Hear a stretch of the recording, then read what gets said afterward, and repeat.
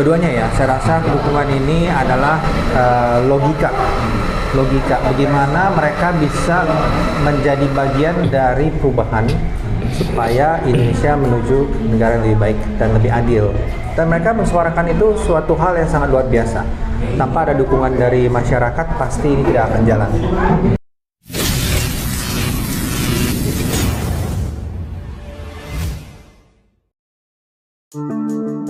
Charlie Chandra tengah menjadi perhatian masyarakat Indonesia, karena menjadi satu-satunya etnis Tionghoa yang berani melawan proyek Pantai Indah Kapuk 2 atau PIK 2 milik Agung Sedayu Group dan Salim Group.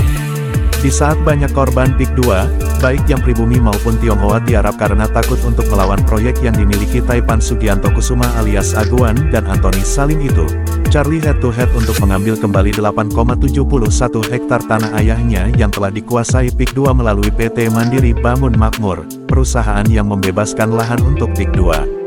Charlie pernah ditahan selama 2 bulan oleh Polda Banten setelah sebelumnya dinyatakan sebagai DPO dan fotonya disebar di mana-mana, termasuk di dekat sekolah anaknya. Bahkan kini, di tengah perjuangannya, Charlie terancam kembali masuk penjara karena keberaniannya melawan membuat PT Mandiri Bangun Makmur mempraperadilankan Polda Banten karena telah menghentikan penyidikan kasus pemalsuan Charlie. Padahal, sebagaimana dikatakan Charlie, kasusnya dihentikan Polda Banten setelah dirinya dan PT Mandiri Bangun Makmur membuat kesepakatan damai di mana dalam perjanjian itu dia diminta untuk tidak menggugat, melapor dan menuntut ganti rugi atas tanahnya yang kini dikuasai perusahaan itu untuk PIK 2. Yang lebih aneh, ketika Polda Banten dipraperadilankan PT Mandiri Bangun Makmur, Polda Banten seperti tidak punya kemampuan untuk memberikan bukti dan argumen untuk mematahkan pra-peradilan itu, sehingga pra-peradilan dikabulkan Pengadilan Negeri Serang.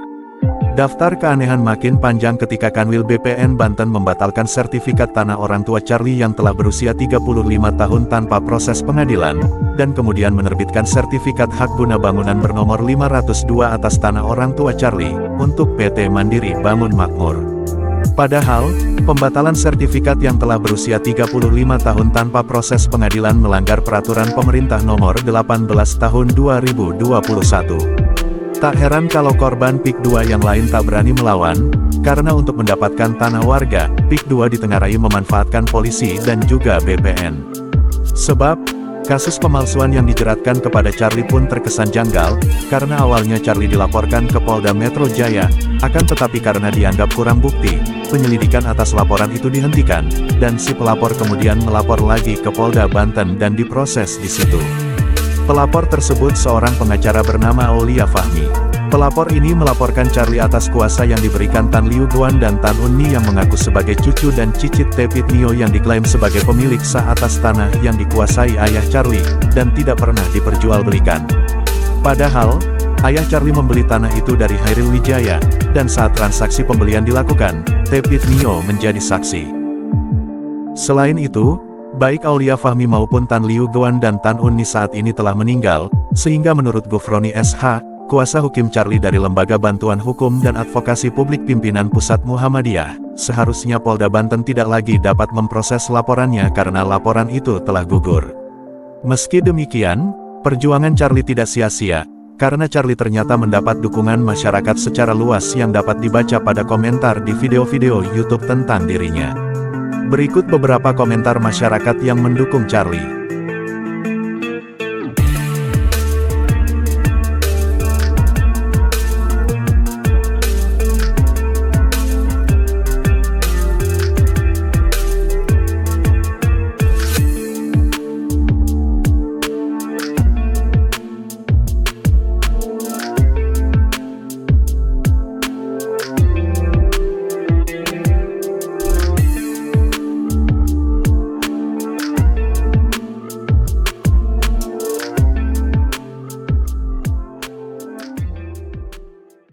Pak Charlie, gini kan selama ini kan banyak sekali dukungan untuk Bapak nih dari masyarakat.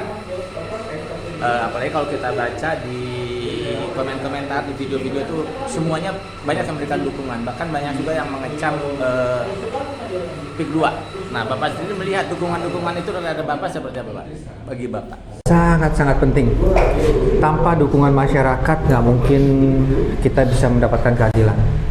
Jadi saya sangat apresiasi kepada semua orang yang mendukung, kepada semua masyarakat, dan ini sebenarnya menuju kebaikan ya. Jadi bukan hanya mendukung satu orang aja, tapi mendukung menuju Indonesia yang lebih baik. Ya, nah kalau Bapak dukungan itu mencerminkan kesadaran masyarakat tentang masalah di PIK 2 atau sekedar rasa kemanusiaan belaka?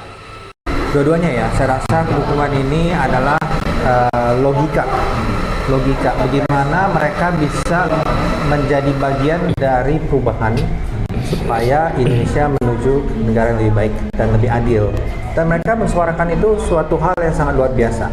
Tanpa ada dukungan dari masyarakat pasti ini tidak akan jalan. Nah, dengan adanya dukungan itu, pengaruhnya bagi pribadi Bapak sendiri seperti apa? Sangat penting. Saya ngecek terus tuh di komen-komentarnya, dan semuanya itu sangat mendukung. Jadi saya sangat bersyukur kepada semua orang yang telah mendukung. Adanya dukungan itu, harapan Bapak ke depan apa? Harapan saya agar keadilan itu tidak hanya melalui media, melalui sosial media. Saya harap supaya pemerintah bisa menerapkan sistem di mana keadilan itu bisa rata untuk semua orang. Bukan hanya orang yang viral aja. Gitu. Ini mungkin one step at a time ya. Terhadap Pak Gufron melihatnya dukungan masyarakat terhadap Pak Charlie ini seperti apa Pak? Dukungan terhadap Bapak Charlie ini menunjukkan bahwa persoalan yang terjadi di Tangerang tidak terkait dengan isu etnis. Jadi tidak ada hubungannya dengan masalah isu SARA, ya, isu rasial. Ini sama sekali tidak ada, karena korban perampasan tanah itu bukan hanya orang-orang istilahnya yang tinggal tetap di sana, ya, tetapi juga istilahnya yang satu etnis pun juga bisa menjadi korban dari perampasan tanah yang dilakukan oleh pengembang Pantai Indah Kapuk 2. Jadi ini clear ya, jadi tidak ada seolah-olah ini narasinya dalam rangka untuk menyerang atau menyudutkan salah satu etnis. Ini sama sekali tidak. Ini adalah masalahnya adalah soal penggusuran, soal perampasan, soal kriminalisasi yang dilakukan oleh pengembang PIK 2. Jadi masyarakat Banten justru sangat welcome dengan kehadiran Pak Charlie Chandra di dalam beberapa pertemuan, ya, termasuk juga aksi-aksi rakyat menolak PSN PIK 2.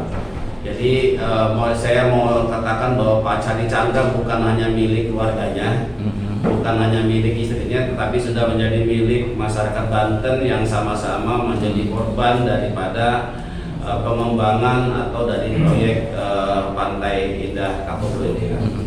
Pak, selama ini kan terbentuk semacam asumsi lah ya, bahwa kasus PIK 2 ini kayaknya bisa jadi trigger nih bagi masyarakat karena korbannya begitu banyak gitu ya. Nah, dengan adanya dukungan-dukungan seperti ini gitu ya, mungkinkah hal itu terjadi atau sebetulnya hanya sekedar asumsi semata? Ya, jadi kan ini kan satu dari sekian kasus yang terjadi di Tangerang ya. Bukan hanya terhadap Pak Charlie Chandra, juga terhadap banyak orang yang menjadi korban dari kesewenang-wenangan yang dilakukan oleh Agung Sedayu Group.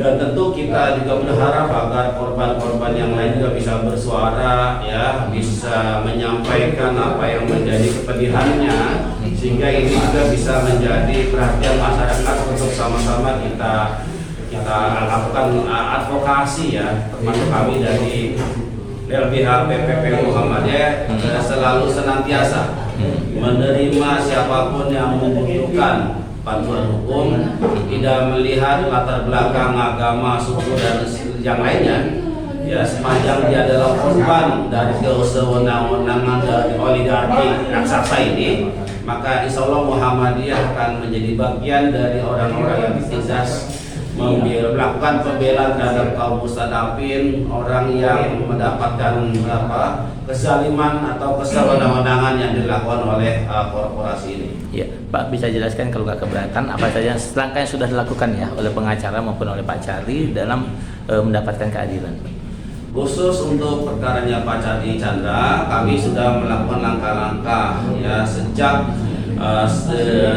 keluarnya putusan pra-peradilan Pengadilan Negeri Serang yang mengabulkan permohonan pemohon untuk dilanjutkan kembali penyidikannya oleh Polda Banten, maka kami sudah menyampaikan surat permohonan perlindungan hukum kepada Bapak Kapolri agar Bapak Kapolri bisa memerintahkan kepada Kapolda Banten untuk tidak lagi melanjutkan proses penyidikan, dan tentu kami minta agar Polda Banten untuk menguatkan kembali SP3 yang sudah pernah dulu dilakukan, karena SP3 yang tahun 2024 itu karena atas dasar adanya sebuah perjanjian damai yang dimana Pak Chandra Chandra tidak ada pilihan lain untuk menandatangani perjanjian damai itu dengan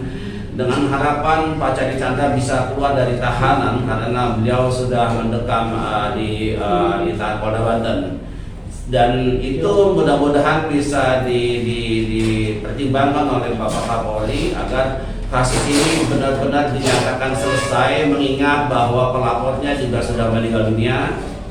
Ya, kami dengar saudara Aulia Fahmi sudah meninggal dunia, termasuk pemberi kuasa pun sudah meninggal dunia, maka sangat patut kiranya agar kasus ini dinyatakan selesai. Artinya dengan sendirinya perkara ini dinyatakan gugur dan tidak perlu dilanjutkan kembali oleh Polda Banten. Ya, Pak, satu pertanyaan lagi. Ini kan kasusnya ini kan melibatkan banyak pihak ya.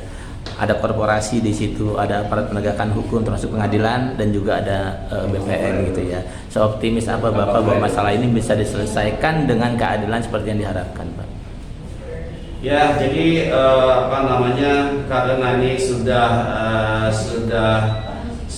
menjadi isu nasional, sudah menjadi perhatian masyarakat, maka pihak kepolisian untuk bisa melihat ya rasa keadilan yang ada di masyarakat.